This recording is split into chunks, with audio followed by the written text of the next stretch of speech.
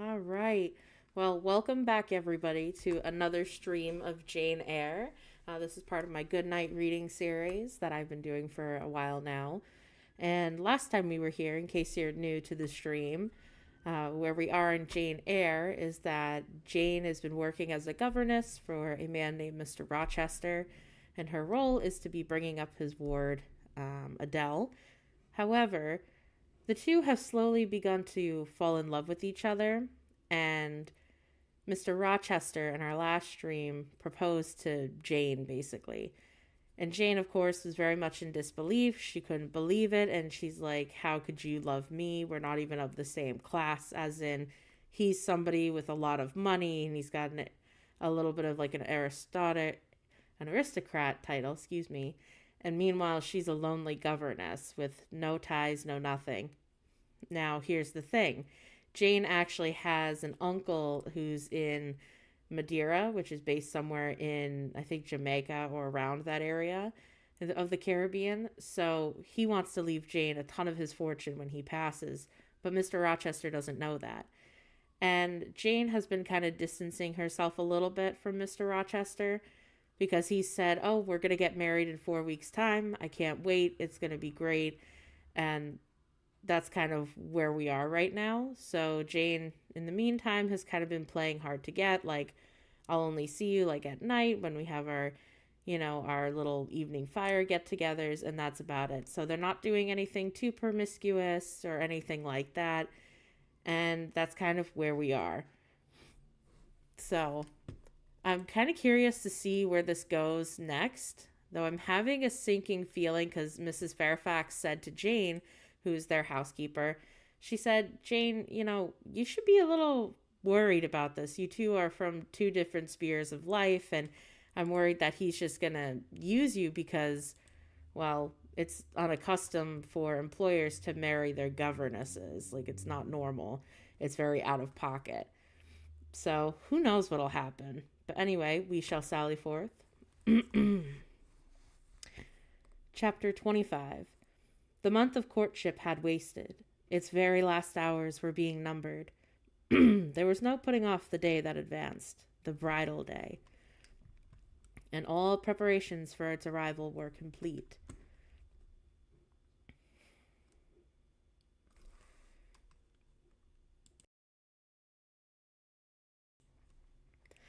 I, at last, had nothing more to do.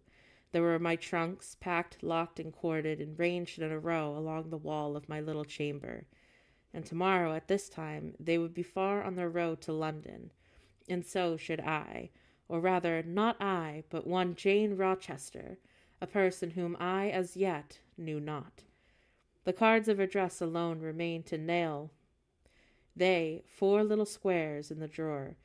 Mr. Rochester had himself written the direction, Mrs. Rochester, Hotel, London, on each, and I could not persuade myself to affix them or to have them affixed.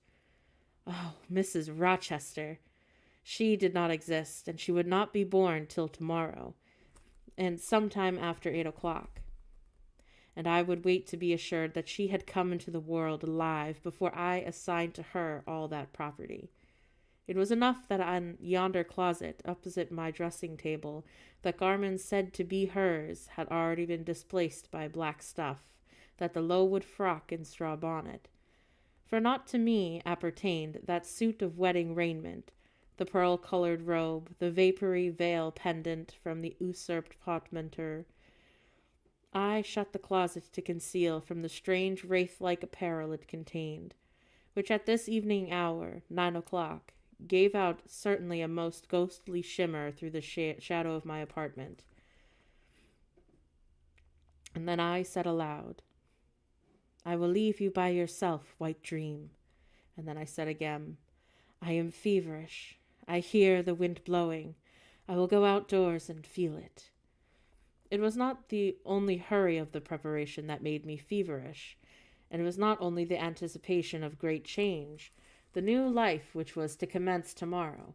Both these circumstances had their share, doubtless in producing that restless, excited mood, which hurried me forth at this late hour, and into a darkening ground. But a third cause influenced my mind more than they. I had a heart, a strange and anxious thought. Something had happened which I could not comprehend.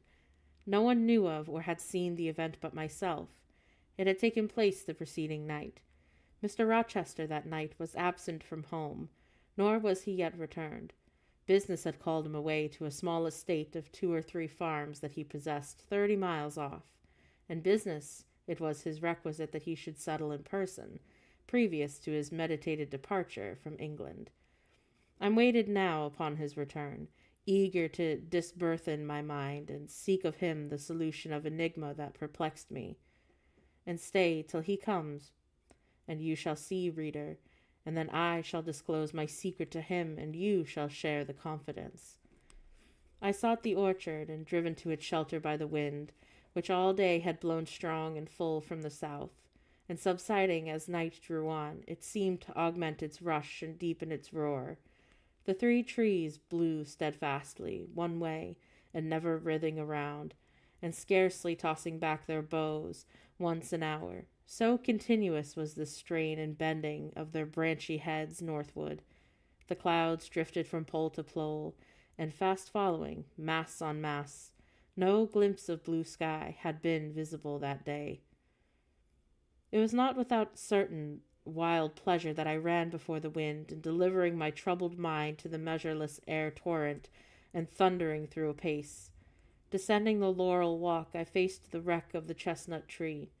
It stood up black and riven, the trunk split down to the center, and gasped. The cloven halves were not broken from each other, and for the firm base and the strong roots kept them unsundered below. Though community of vitality was destroyed, the sap would flow no more.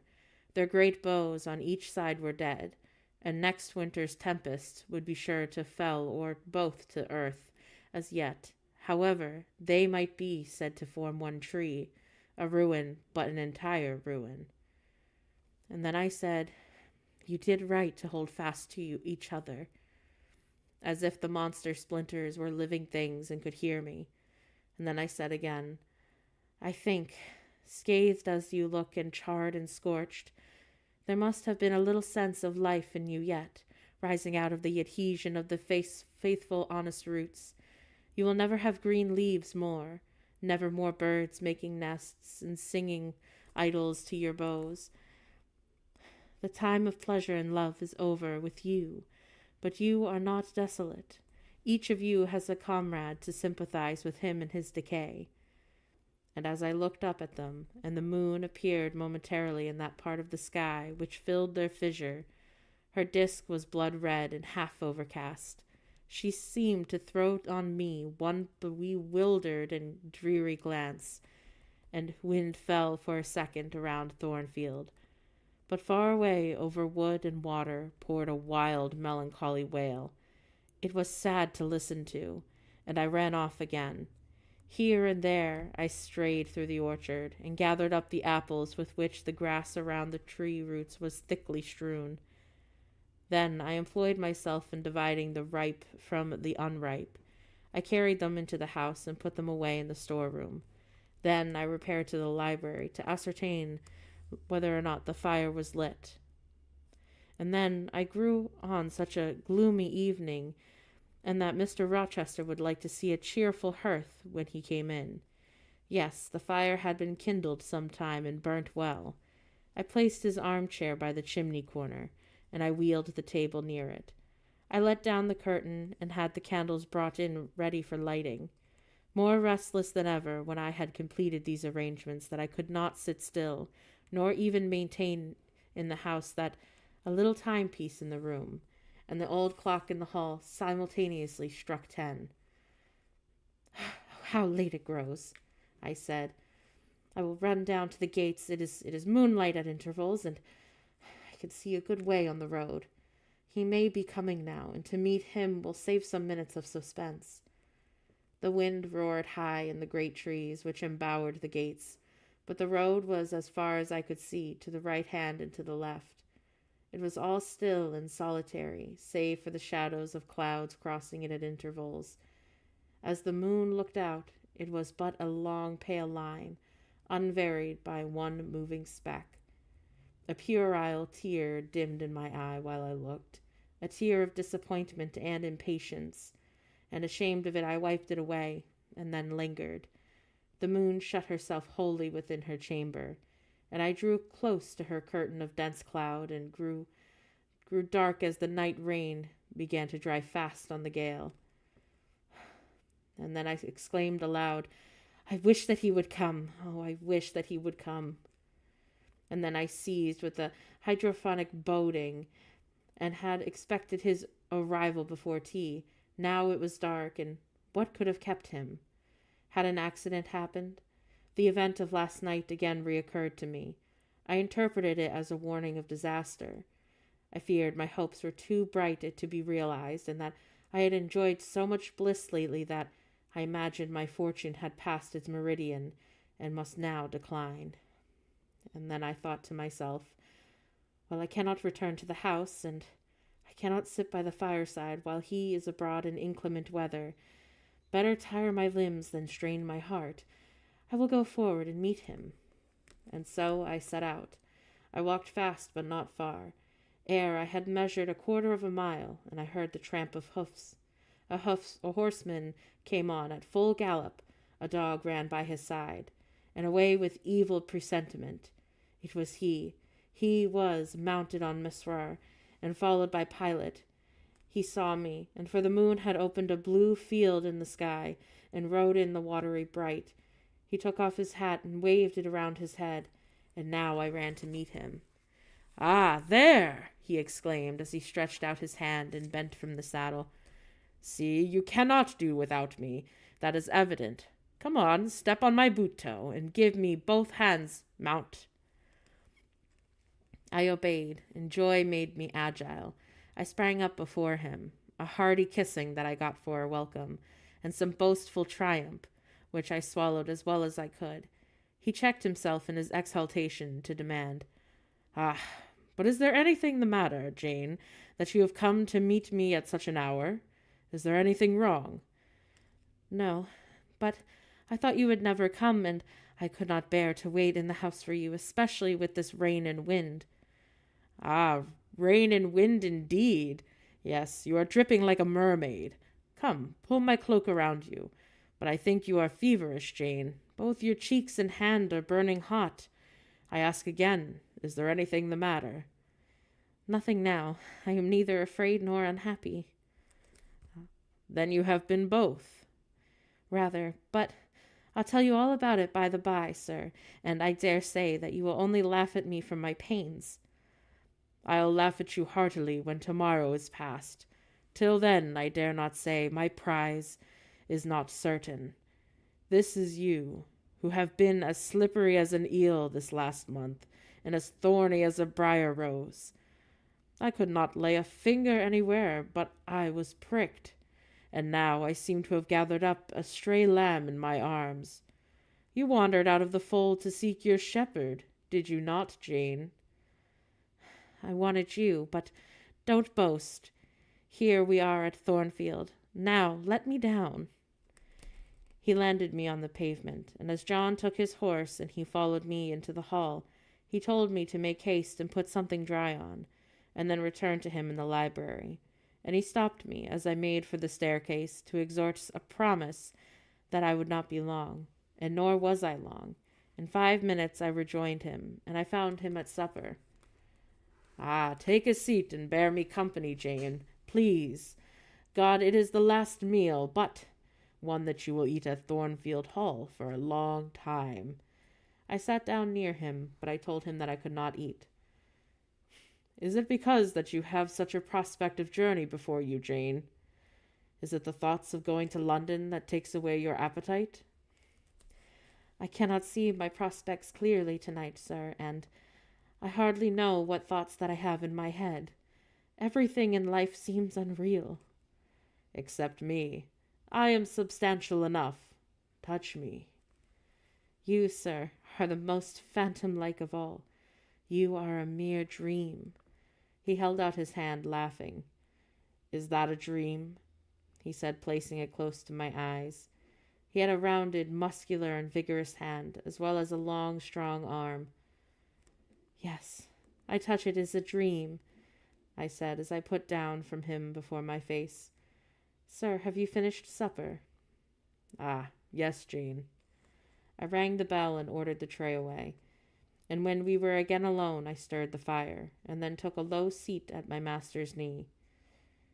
It is near midnight, I said. Yes, but remember, Jane, you promised to wake with me the night before my wedding. I did, and I will keep my promise for an hour or two at least. I have no wish to go to bed. Are all your arrangements complete? Yes, sir. And on my part likewise, he returned. I have settled everything, and we need leave Thornfield tomorrow, within a half hour after our return from the church. Very well, sir. With what an extraordinary smile that you uttered the word, very well. Ah, Jane, what a bright spot of color that you have on each cheek, and how strangely your eyes glitter. Are you well? I believe I am. Believe? What is the matter? Tell me. Tell me what you feel. I could not, sir. No words could tell you what I feel. I wish that this present hour would never end. Who knows with what fate the next may come charged? Ah, Jane, this is hypochondria. You have been overexcited or over-fatigued. Do you, sir, feel calm and happy? Calm? No. But happy? Ah, to heart's core. I looked up at him to read signs of bliss in his face. It was ardent and flushed. Come, give me your confidence, Jane, he said. Relieve your mind of any weight it oppresses, and impart it to me. What do you fear? That I shall not prove a good husband? It is the idea furthest from my thoughts. Are you apprehensive of a new sphere that you are about to enter, of the new life into which you are passing? No. You puzzle me, Jane. Your look and tone of sorrowful audacity perplex and pain me. I want an explanation. Then, sir, listen. You were from home last night. I was. I know that, and you hinted a while ago at something which had happened in my absence. Nothing probably of consequence, but, in short, it has disturbed you. Let me hear it. Mrs. Fairfax has said something, perhaps, or you have overheard the servants talk. Your sensitive self-respect has been wounded? No, sir. It struck 12, and I waited till the timepiece had concluded its silver chime, and the clock its hoarse, vibrating stroke, and then I proceeded. All day yesterday I was very busy, and very happy in my ceaseless bluster, and, for I am not, as you seem to think, troubled by any haunting fears about the new sphere, and the such. I think it a glorious thing to have the hope of living with you, because I love you. No, sir, don't caress me now. Let me talk undisturbed. Yesterday I trusted well in Providence, and believed that the events were working together for your good and mine. It was a fine day, if you recollect. The calmness of the air and the sky forbade apprehensions respecting your safety or comfort on your journey. I walked a little while on the pavement after tea, and thinking of you I beheld in the imagination so near me. I scarcely missed your actual presence, and I thought of the life that lay before me, your life, sir, an existence more expansive and stirring than my own, as much more so as the depths of the sea to which the brook runs are than the shallows of its own straight channel. I wondered why mortalists call this world a dreary wilderness. For me it blossomed like a rose.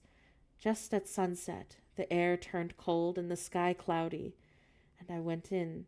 Sophie called me upstairs to look at my wedding dress, which they had just brought, and under it in the box I found your present, the veil, the one in which was your princely extravagance. You sent for it from London, and resolved that I suppose since that I should not have jewels, and to cheat me into accepting something as costly as that. I smiled as I unfolded it, and devised how I would tease you about your aristocratic tastes, and your efforts to mask your own plebeian bride and the attributes of a peeress. I thought of how I would carry down to you the square of embroidered blonde that I had myself prepared as a covering for my low-born head, and ask if that it was not good enough for a woman who could bring her husband neither fortune, beauty, or connection. I saw plainly how you would look, and heard your impetuous Republican answers and your haughty disavowal of the necessity on your part to augment your wealth, or elevate your standing, by marrying either a purse or a coronet. Ah, how well you read me, you witch, interposed Mr. Rochester. But what did you find in the veil besides its embroidery? Did you find poison or a dagger? That look is so mournful now. No, sir. Besides the delicacy and the richness of fabric, I found nothing save Fairfax Rochester's pride, and that did not scare me, because I am used to the sight of the demon. But, sir, as it grew dark and the wind rose, it blew yesterday evening, not as it blows now, wild and high, but with a sullen moaning sound, far more eerie. I wish you were at home, and I came into this room, and the sight of the empty chair and the fireless hearth chilled me. For some time after I went to bed, and I could not sleep. A sense of anxious excitement distressed me. The gale of a still rising seemed to my ear to muffle a mournful undersound. Whether in the house or abroad, I could not at first tell, but it recurred, doubtful yet doleful at every lull. At last I made out that it was some dog howling in the distance. I was glad when it ceased, and on sleeping I continued in dreams the idea of a dark and gusty night. I continued also the wish to be with you, and experienced a strange, regretful consciousness of some barrier dividing us, and during my first full sleep I was following the windings of an unknown road. Total obscurity environed me. Rain pelted me. I was so burdened with the charge of a little child. It was a very small creature, too young and feeble to walk, and it shivered in my cold arms and wailed piteously in my ear. I thought, sir, that you were on the road a long way before me, and I strained every nerve to overtake you, and made every effort to utter your name and entreat you to stop. But my movements were fettered, and my voice still died away inarticulate, while you, I felt, withdrew farther and farther from every moment. And these dreams weigh on your spirits now, Jane, when I am close to you? Oh, my little nervous subject, forget visionary woe, and think only of real happiness. You say you love me, Jane, yet I will not forget that, and you cannot deny it. Those words did not die inarticulate on your lips, and I heard them clear and soft, and thought too solemn perhaps, but sweet as music. I think it is a glorious thing to have the hope of living with you. Do you love me, Jane? Please repeat it. I do, sir. I do, with my whole heart. Well, he said after some minutes' silence, it is strange, but that sentence has penetrated my breast beautifully. Why, I think because you said it with such an earnest and religious energy, and because your upward gaze at me now is the very sublime of faith, truth, and devotion. It is too much as if some spirit were near me. Look here, wicked Jane, as you know well how to look. Coin one of your wild, shy, provoking smiles.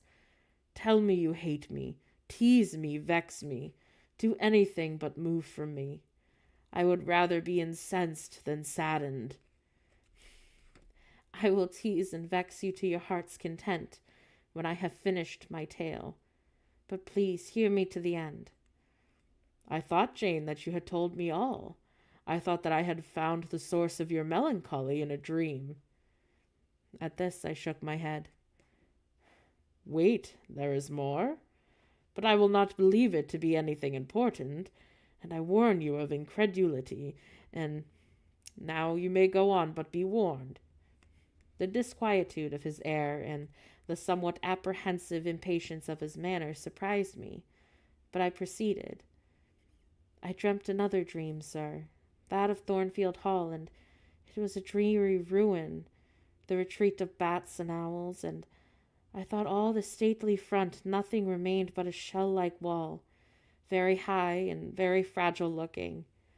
I wandered on a moonlight night, and through the grass-grown enclosure within I stumbled over a marble hearth, and there, over a fallen fragment of cornice, I saw wrapped up in a shawl, and I still carried the unknown little child with me, and I might not lay it down anywhere, however tired my arms were, however much it weighed and it impeded my progress, but I had to keep it. I heard the gallop of a horse at the distance on the road, and I was sure it was you, and that you were departing for many years and going to a distant country.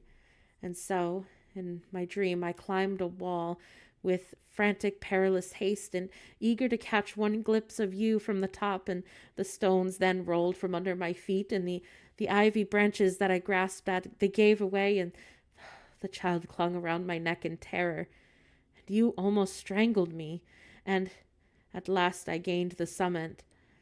I saw you like a speck on a white track, lessening every moment. The blast blew so strong that I could not stand. I sat down on the narrow ledge, and I hushed the sacred infant into my lap. And then you turned an angle of the road.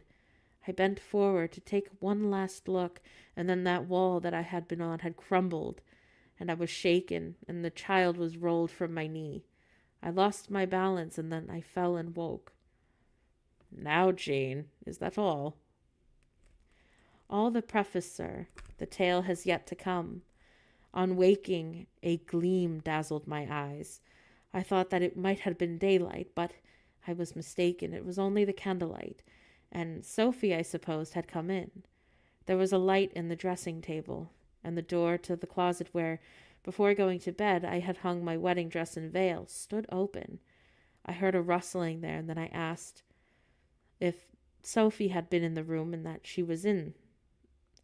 And no one had answered, but a form emerged from the closet, and it looked so intensely, and the light it held aloft, and it surveyed the garments that were in the closet itself. And of course I cried for Sophie, and it was still silent. I had risen up in bed at that moment, and I had bent forward, and surprise, then bewilderment overcame me, and then my blood crept cold from my veins. Mr. Rochester, this was not Sophie, it was not Leah, and it was not Mrs. Fairfax.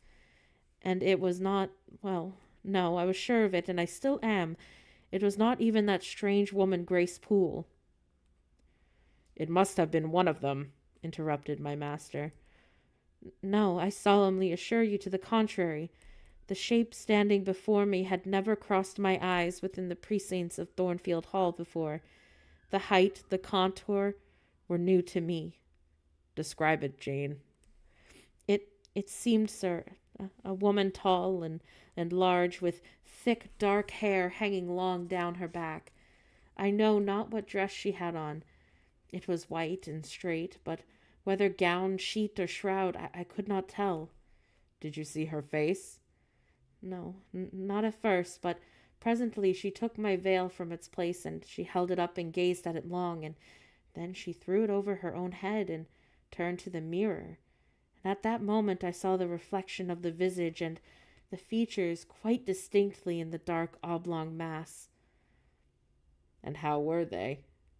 Oh, they were fearful and ghastly to me. Oh, sir, I never saw a face like it.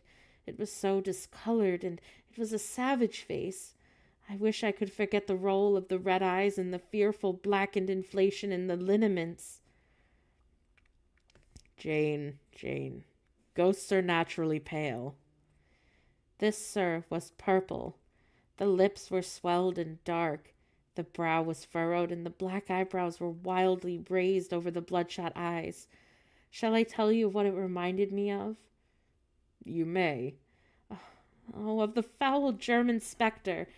You know, the vampire. Ah, what did it do? Sir, it removed my veil from its gaunt head, and then rent it into two parts and flung it to the floor, and then proceeded to trample them. And afterwards? It drew aside the window curtain, and then it looked out. Perhaps it saw dawn approaching, for taking the candle it retreated to the door, and just at my bedside the figure stopped. The fiery eyes then glared upon me. She thrust her candle close to my face and extinguished it under my eyes. I was aware of her lurid visage and how it flamed over mine, and then I lost consciousness. For the second time in my life. Only the second time, and then I became insensible from terror. Jane, who was with you when you were revived? No one, sir, but the broad daylight. I rose, and I bathed myself, and my head and my face were in the water, and then I drank a long draught, and felt as though I was enfeebled, and though I was not ill, and that I had determined that none but you I would impart this vision. Now, sir, please tell me who and what that woman was. That creature is an overstimulated brain. That is certain. I must be careful of you, my treasure. My nerves, like yours, were not made for rough handling. Sir, depend on it.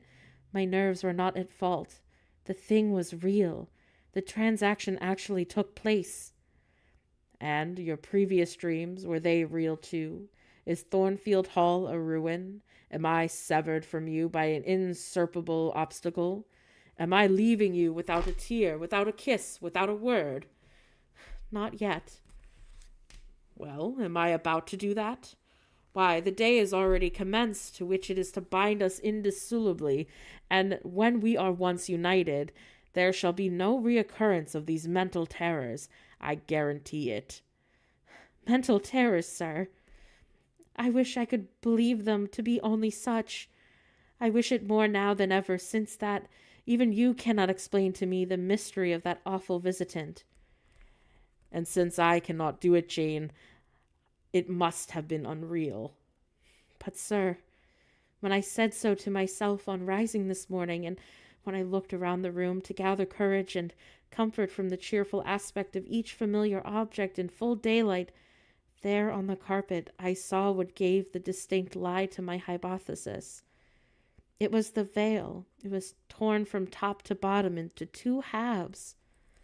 I felt Mr. Rochester start and shudder. He hastily flung his arms around me. "Oh, thank God!" he exclaimed. "If anything malignant ever did come near you last night, it was only the veil that was harmed, and oh, to think what might have happened!" He drew his breath short and strained me close to him. I could scarcely pant, and after some minutes' silence, he continued cheerily. "Now, Jane, I'll explain to you what it is all about. It was half a dream and half reality. A woman did, I no doubt, enter your room, and that woman was and must have been Grace Poole. You call her a strange being yourself. From all you know, you have no reason to call her such. What did she do to me? What to Mason, and in a state between sleeping and waking? You noticed her entrance and her actions, but feverish, most delirious, as you were, and you ascribed to her a goblin appearance different from her own. The long dishevelled hair and the swollen black face and the exaggerated stature were figments of imagination, results of a nightmare. The spiteful tearing of that veil was real, and it is like her. I see why you would ask why I would keep such a woman in my house, and when we have been married a year and a day, I will tell you, but not now. Are you satisfied, Jane? Do you accept my solution of the misery and the mystery?" I reflected, and in truth it appeared to me the only possible one. Satisfied I was not, but to please him I endeavored to appear so. Yet relieved I certainly did feel. So I answered him with a contented smile, and now, as it was long past 1, I prepared to leave him. "Does not Sophie sleep with Adele in her nursery?" he asked as I lit my candle. Yes, sir. And there is room enough in Adele's little bed for you. You must share it with her tonight, Jane. It is no wonder that the incident that you have related should make you nervous, and I would rather you did not sleep alone. Promise me to go to the nursery. I shall be very glad to do so, sir. And fasten the door securely on the inside. Wake Sophie when you go upstairs, and under pretense of requesting her to rouse you in good time tomorrow, for you must be dressed and have finished breakfast before 8. And now, no more somber thoughts. Chase away the dull care. Don't hear to what soft whispers the wind has fallen, and there is no more beating of rain against the window panes. Look here, Jane. It is a lovely night now. It was, and half heaven was pure and stainless, the clouds now trooping before the wind, which had shifted to the west and were filing off to the eastward in long, silvered columns. The moon shone peacefully. Well, said Mr. Rochester, gazing inquiringly into my eyes, how is my Jane now? The night is serene, sir, and so am I. And you will not dream of separation and tomorrow night, but happy love and blissful union. This prediction was but half fulfilled. I did not indeed dream of sorrow, but as little as I did dream of joy. But I never slept at all, and with little Adele in my arms, I watched the slumber of childhood, so tranquil, so passionless, so innocent, and waited for the coming day. All my life was awake and astir in my frame, and as soon as the sun rose, I rose too. I remember Adele clung to me as I left her. I remembered that I kissed her as I loosened her little hands from my neck, and I cried over her with a strange emotion and quitted her because I feared my sobs would break her and her still repose. She seemed the emblem of my past life, and here I was now to array myself to meet the dread but adored type of my unknown future day.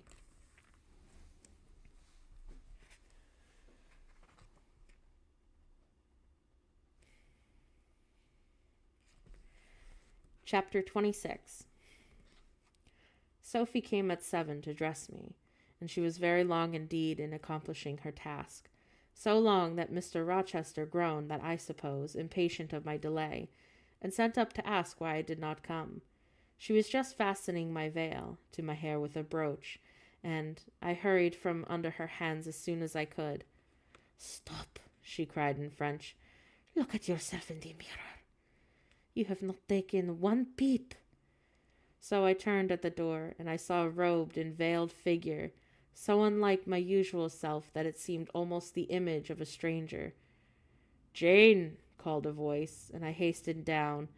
I was received at the foot of the stairs by Mr. Rochester. "Ah, lingerer," he said. "My brain is on fire with impatience, and you tarry so long."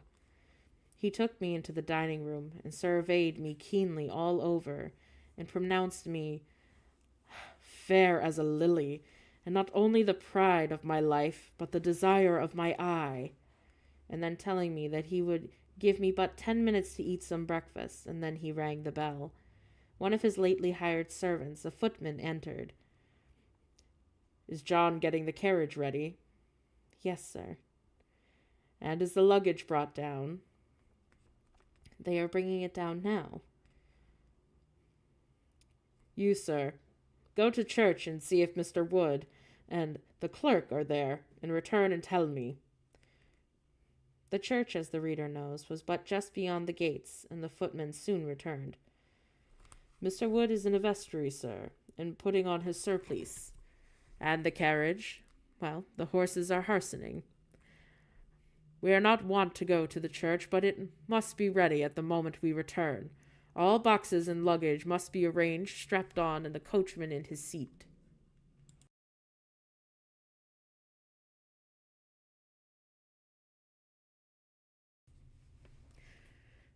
"Jane, are you ready?" I rose, and there were no groomsmen, no bridesmaids, or no relatives to wait for or to marshal. None but Mr. Rochester and I. Mrs. Fairfax stood in the hall as we passed. I would fain to have spoken to her, but my hand was held in a grasp of iron, and I was hurried along by a stride that I could hardly follow. And to look at Mr. Rochester's face was to feel that not a second of delay would be tolerated for any purpose. I wonder what any other bridegroom had ever looked as he did, so bent to a purpose, so grimly resolute, or who, under such a steadfast brow, never revealed such flaming and flashing eyes. I know whether the day was fair or foul, and in descending the drive, I gazed neither on sky nor earth. My heart was with my eyes, and both seemed migrated to Mr. Rochester's frame. I wanted to see the invisible thing on which, as we went along, were his thoughts, and what his force was that seemed his beating and his resisting. And at the churchyard wicket he stopped, and he discovered that I was quite out of breath. "Am I cruel in my love?" he said. "Delay an instant, and lean on me, Jane." And now I can recall the picture of Gray, the old house of God rising calm before me, that of a rook wheeling around the steeple, of a ruddy morning sky beyond. I remembered something, too, of the green grave mounds, and I had not forgotten neither of the two figures of strangers straying amongst the low hillocks, and the reading and the mementos of the graven on the few mossy headstones. I noticed them because as they saw us, they passed round to the back of the church. I doubted not they were going to enter by the side aisle door and witness the ceremony. By Mr. Rochester they were not observed. He was earnestly looking at my face, from which the blood had, I dare say, momentarily fled, for I felt my forehead dewy and my cheeks and lips cold. When I rallied, which I soon did, he walked gently with me up the path to the porch. We entered the quiet and humble temple. The priest waited in his white surplice and at the lowly altar. The clerk beside him was also there, waiting and prim. All was still, and two shadows only moved in a remote corner. My conjecture had been correct. The strangers had slipped in before us, and they now stood by the vault of the Rochesters, with their backs towards us, and viewing through the rails of the old time-stained marble tomb, where a kneeling angel guarded the remains of Dame Rochester, who had been slain at Marston Moor in the time of the Civil Wars, and of his wife Elizabeth. Our place was taken at the communion rails, and hearing a cautious step behind me, I glanced over my shoulder. It was one of the strangers, a gentleman evidently, and he was advancing up the chancel. The service began. The explanation of the intent of matrimony had been gone through, and when the clergyman came to step further forward, and bending slightly towards Mr. Rochester, went on, "I require and charge you both, that if neither of you know any impediment as to why ye may not lawfully be joined together in matrimony, ye do now confess it. For be ye well assured that so many as are coupled together otherwise than God's word doth allow are not joined together by God, neither is by their matrimony lawful." He paused, as is the custom, and when the pause after the sentence is ever broken by reply, not because once in 100 years, and the clergyman who had lifted his eyes from his book, and held his breath but for a moment, he was proceeding, and then his hand was already stretched forwards, and Mr. Rochester, as his lips unclosed, to ask, "Wilt thou have this woman as thy wedded wife?" when a distant and near voice said, "The marriage cannot go on. I declare the existence of an impediment." The clergyman looked up from the speaker, and then stood mute. The clerk did the same, and Mr. Rochester moved slightly, as if an earthquake had rolled under his feet, and taking a firmer footing, and not turning his head or eyes, he said, "Proceed." Profound silence fell when he had uttered the word, and with a deep, low intonation, presently Mr. Wood said, "I cannot proceed without some investigation into what has been asserted. The evidence is truth or falsehood. The ceremony is quite broken off, subjoined the voice behind us. I am in a condition to prove my allegation, and an insuperable impediment to this marriage exists. Mr. Rochester heard, but heeded not. He stood stubborn and rigid, making no movement but to process himself by hand. And he then grabbed my hand, and what a hot and strong grasp he had, and now like a quarried marble, as his pale, firm, massive front at this moment. How his eyes shone, still watchful and yet wild beneath. Mr. Wood seemed at a loss.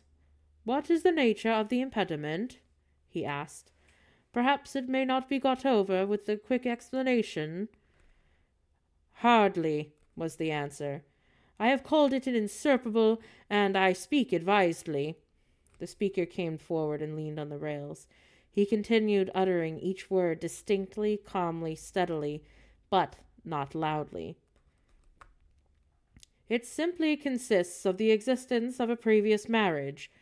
Mr. Rochester has a wife that is now living." My nerves vibrated to those low-spoken words, as they had never vibrated to thunder. My blood felt their subtle violence, as it had never lost frost or fire. But I was collected and in no danger of swooning. I looked at Mr. Rochester. I made him look at me. His whole face was colorless rock. His eye was both spark and flint. He disavowed nothing. He seemed as if he would defy all things.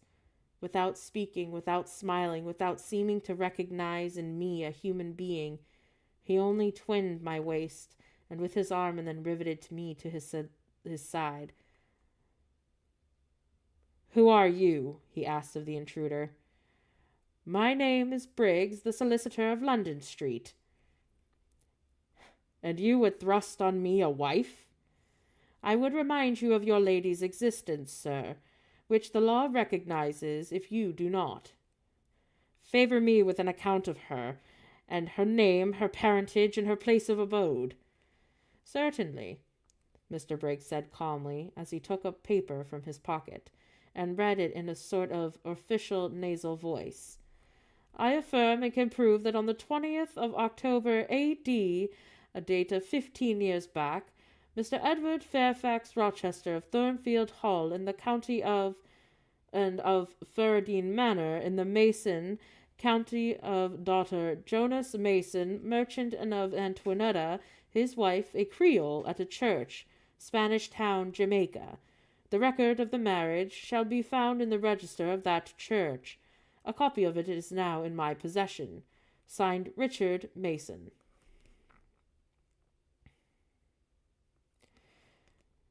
"That, if a genuine document, may prove that I have been married, but it does not prove that that woman mentioned therein is my wife and is still living." "She was living 3 months ago," returned the lawyer. "How do you know?" "I have a witness to the fact, whose testimony even you, sir, will scarcely controvert." "Produce him, or go to hell." "I will produce him first. He is on the spot. Mr. Mason, please have the goodness to step forward." Mr. Rochester, on hearing the name, set his teeth. He experienced, too, a sort of strong convulsion, a quiver.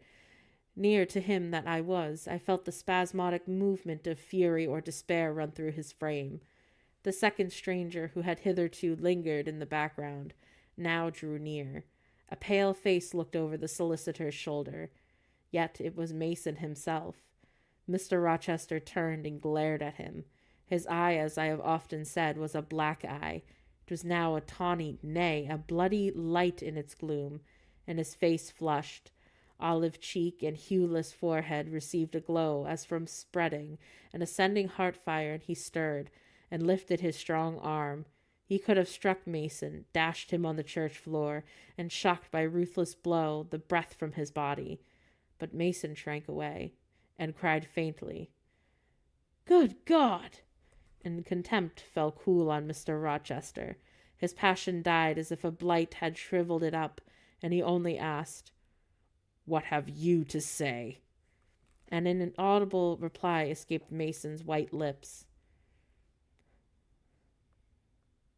The devil is in it if you cannot answer directly. I again demand it. What have you to say?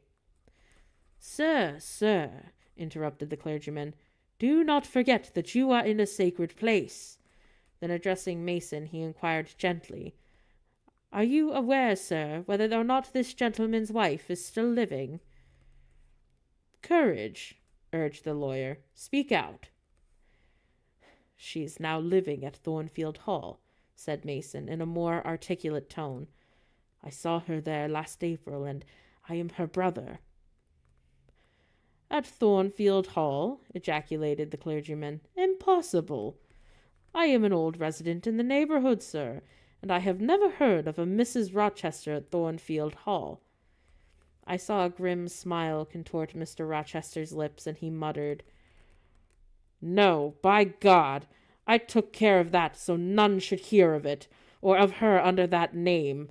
He mused for 10 minutes as he held counsel with himself, but he formed his resolve and announced it. Enough. All shall bolt out at once, like the bullet from the barrel. Wood, close your book and take off your surplice. John Green, the clerk, leave the church. There will be no wedding today. The man obeyed, and Mr. Rochester continued heartily and recklessly.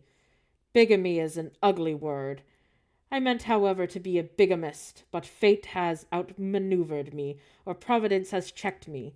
Perhaps the last, and I am little better than a devil at this moment, and as my pastor there would tell me, deserve no doubt the sternest judgments of God, even in the quenchless fire and the deathless worm. Gentlemen, my plan is broken up. What this lawyer and his client say is true. I have been married, and the woman to whom I was married does indeed live. You say that you have never heard of a Mrs. Rochester at the house up yonder. Well, Wood, I dare say that you have a time inclined your ear to gossip about the mysterious lunatic kept under watch and ward. Some have whispered to you that she is my bastard half-sister, some my cast-off mistress. Now I inform you that she is my wife, whom I married 15 years ago. Bertha Mason by name, sister of this resolute personage, who is now with his quivering limbs and white cheeks.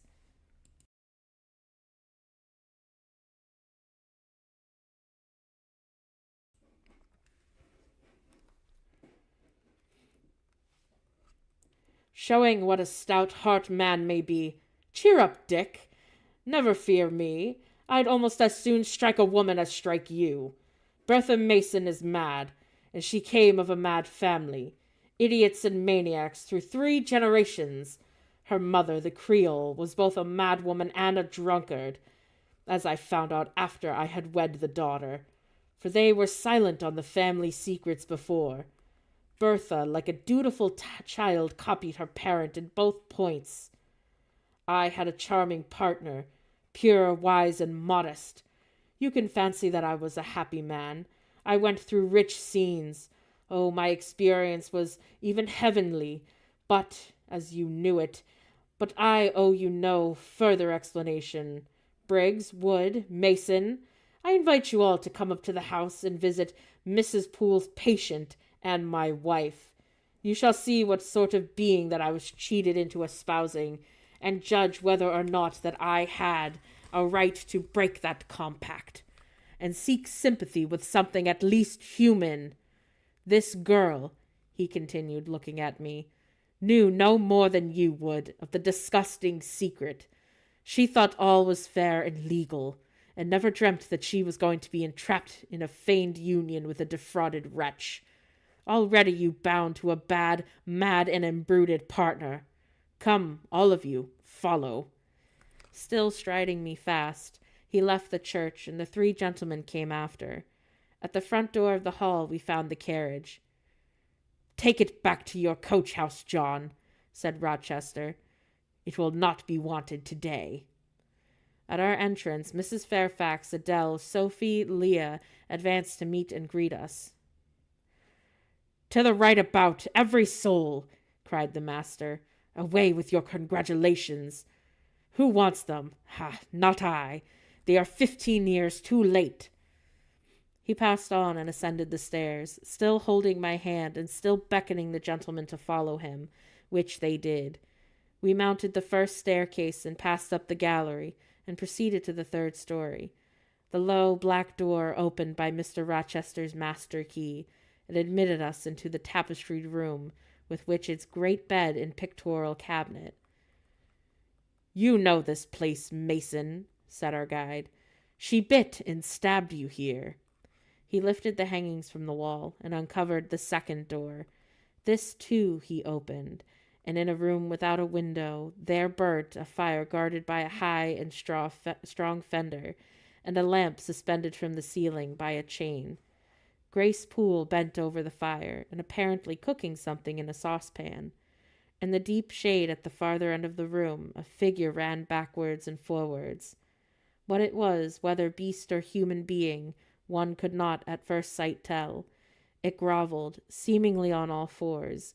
It snatched and growled like some strange wild animal. But it was covered with clothing and a quantity of dark, grizzled hair, wild as a mane, and hid its head and face. "Good morrow, Miss Poole," said Mr. Rochester. "How are you, and how is your charge today?" "We are tolerable, sir, thank you," replied Grace, lifting the boiling mess carefully onto the hob. "Rather snappish, but not rageous." A fierce cry seemed to give lie to her favorable report. The clothed hyena rose up and stood tall on its hind feet. "Ah, sir, she sees you," exclaimed Grace. "You'd better not stay." "Only a few moments, Grace, if you would allow me a few moments." "And take care, sir, for God's sake, take care." The maniac bellowed, and she parted her shaggy locks from her visage and gazed wildly at her visitors. I recognized well that purple face, those bloated features. Miss Poole advanced.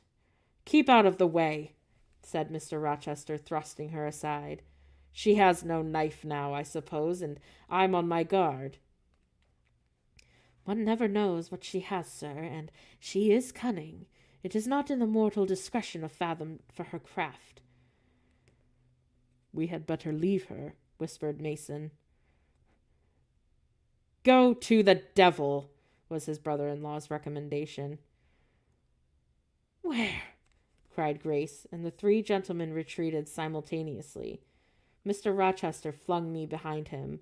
The lunatic sprang and grappled at his throat viciously, and laid her teeth into his cheek as they struggled. She was a big woman in stature and almost equaling her husband, and corpulent besides. She showed her virile force in its contrast, and more than once she almost throttled him, athletic as he was, and he could have settled her with a well-planted blow, but he would not strike. He would only wrestle.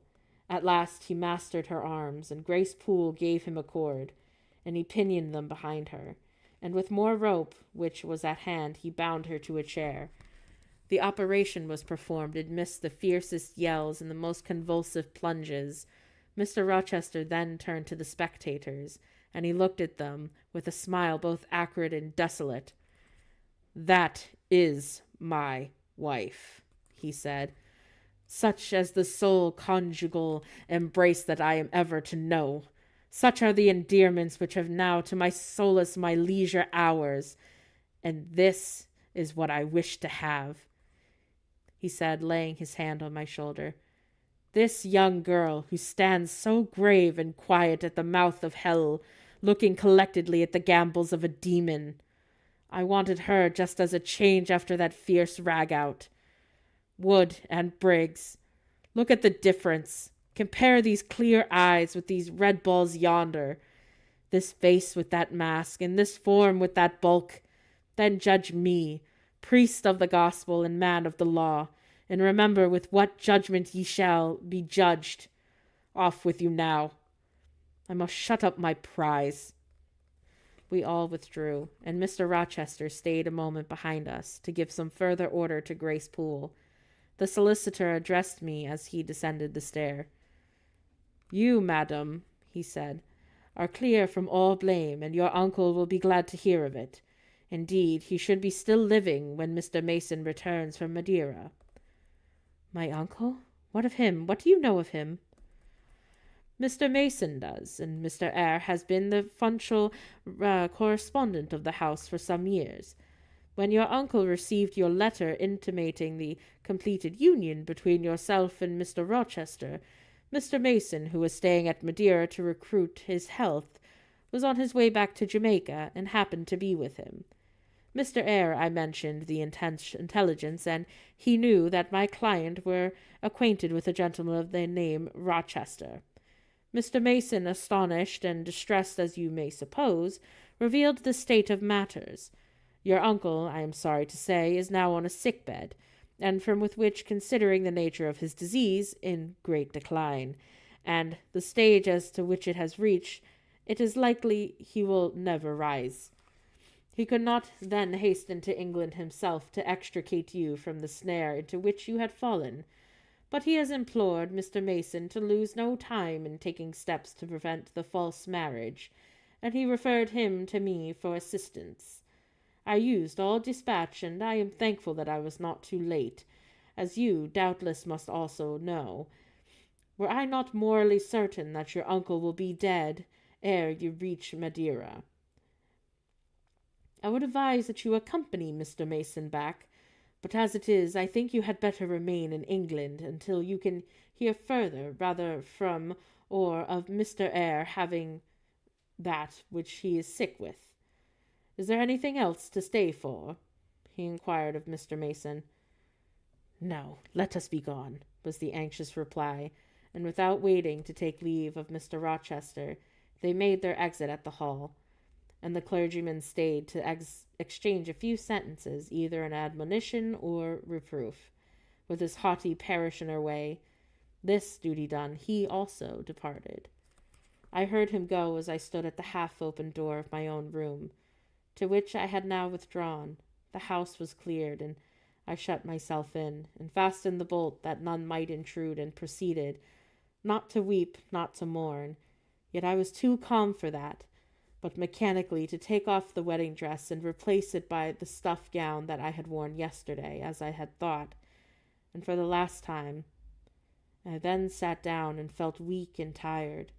I leaned my arms on a table, and my head dropped on them, and now I thought, till now I had only heard, seen, and moved, and followed up down where I was led or dragged, and watched event rush on event, and disclosure upon disclosure. But now I thought, the morning had been a quiet morning enough, all except the brief scene with the lunatic, the transaction in the church, and it had not been a noisy affair for the church. But there was no explosion of passion, no intense altercation, no dispute, no defiance, no challenge, no tears, no sobs. Only a few words had been spoken. A calmly pronounced objection to the marriage made. Some stern, short questions put by Mr. Rochester. Answers, explanations given, evidence abducted, and an oath of truth had been uttered by my master. And then the living proof had been seen. The intruders were gone, and all was over. I was in my own room as usual, just myself without obvious change. Nothing had smitten me, or scathed me, or even maimed me. And yet, where was Jane Eyre of yesterday? Where was her life, and where were her prospects?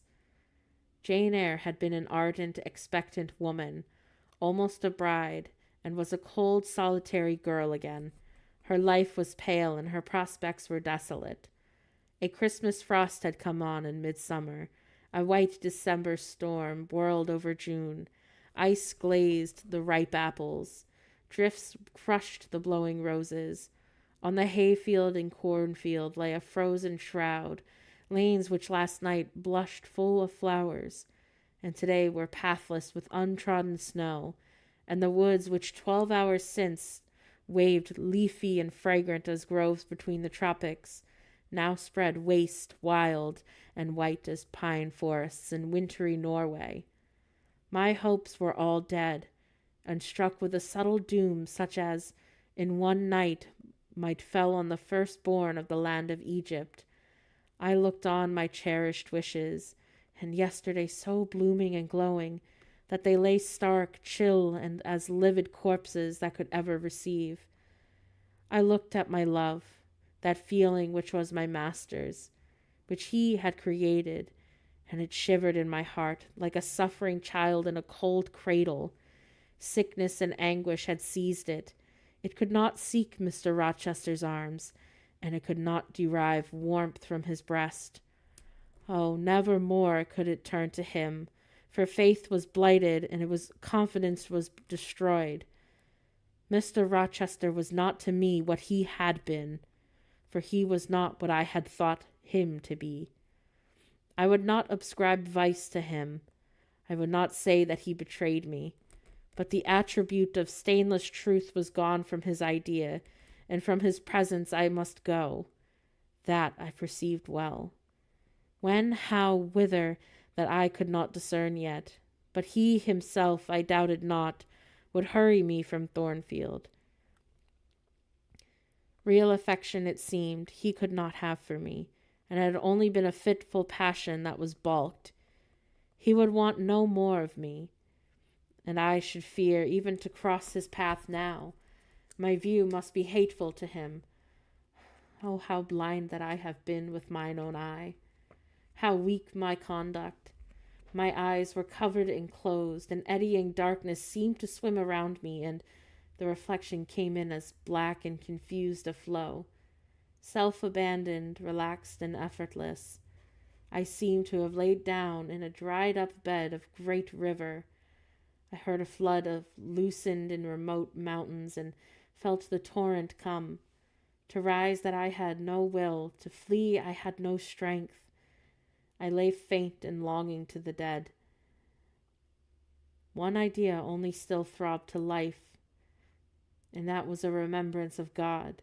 It begot an unuttered prayer, and these words went wandering up and down in my rayless mind, as something that should be whispered, but no energy was found to express them. Be not far from me, for trouble is near, and there is none to help. And it was near, and I had lifted no petition to heaven to avert it, as I had neither joined my hands nor bent my knees, nor moved my lips, and then it came in a full heavy swing, the torrent poured over me, the whole consciousness of my life lorn, my love lost, my hope quenched, my faith death struck, and swayed full and mighty above me in one sullen mass. The bitter hour cannot be described in truth. The waters came to my soul, and I sank into a deep mire. I felt no standing, and I came into deep waters and the floods that overflowed me. Whew, that was heavy. So that entire time, Mr. Rochester was playing her, and that's kind of sad. So selfish. But anyway, if you enjoyed listening to me read more of Jane Eyre, please come and join me on Sunday at 8 p.m. Eastern Time. I am taking off tomorrow, so you won't see me until Sunday. But as always, if you enjoyed listening to me narrate, please feel free to like, subscribe, or follow. I am on TikTok, YouTube, Twitch, and Facebook. I do tend to post additional content as well on those platforms. So if that's something you're interested in, you can also see that as well. And until next time, I hope you all stay safe and